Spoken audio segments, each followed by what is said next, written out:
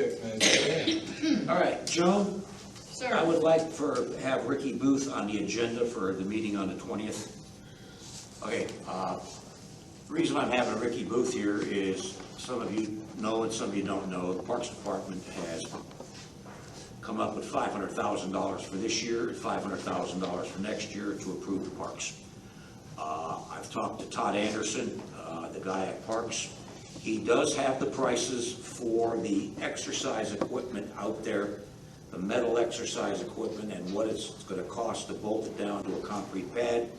But I am not privy to that information yet, because it has to go up through the chain of command in the county to see if the county would probably do that and if the county wouldn't want to accept the liability.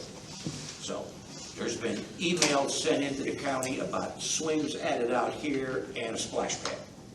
Ricky Booth is working on that with the Parks Department and should have the answers for costs and everything, and who's going to pay for it. And if we have to do anything with it, which I hope we don't, because a splash pad is going to be pretty well heavy price to maintain. And plus, I don't know why we should do anything for it. It'd be on county property. It's, you know, if we would even pay for it, it's county property. So why should we do it? We've done enough for the county already. You're up into the millions for the splash pad. Yes. I wanted to just say Talk that. louder.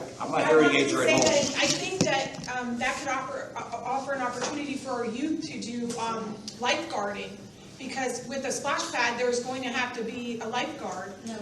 No? No. The only thing with a splash pad, before you start it up, it has to be certified that the water is okay by a certified technician. Okay. And there's only 2 of them now in the Parks Department. And I don't know how many splash pads are here. And not even to monitor them, or?